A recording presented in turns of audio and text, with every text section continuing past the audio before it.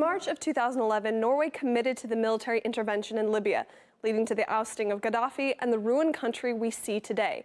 But a shock Norwegian State Commission report now admits the country knew next to nothing about what they were doing and actually went to war relying on media reports. Norway had very limited knowledge of Libya when the uprising started in February 2011. In such situations, decision-makers often rely on information from media and other countries. Colonel Gaddafi continues to slaughter his own civilians. And he viciously targeted Americans. The international community offered Gaddafi a final chance to stop his campaign of killing or face the consequences. Attacks by regime forces on the Libyan citizens. When they turn to us and ask us for help stopping a massacre, how do you say no? So Oslo jumped on the bandwagon, playing an alarmingly significant role. And why shouldn't they? It was by the book. There was even a UN Security Council resolution on the situation to cover them. If you ignore all the commentators warning the resolution did not green flag the mass bombing of Libya. Norway's report also reveals there was practically no analysis before it jumped in.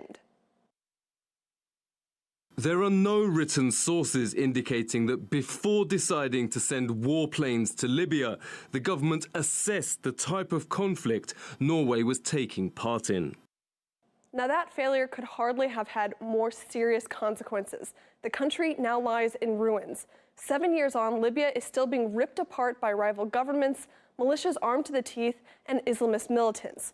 Just last week, ISIL claimed responsibility for a shooting that killed 2 and wounded 10 more at the headquarters of the state oil company.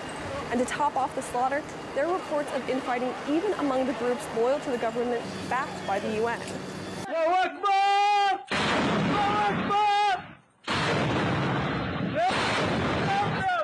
Perhaps unsurprisingly, some politicians in Norway are now distancing themselves from the decision.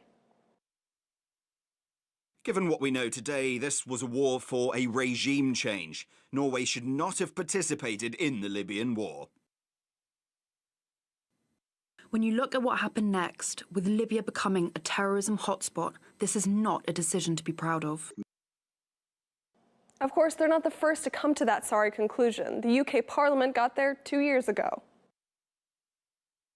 This report determines that UK policy in Libya, before and since the intervention of March 2011, was founded on erroneous assumptions and an incomplete understanding of the country and the situation. And Barack Obama infamously admitted the aftermath was the biggest mistake of his presidency.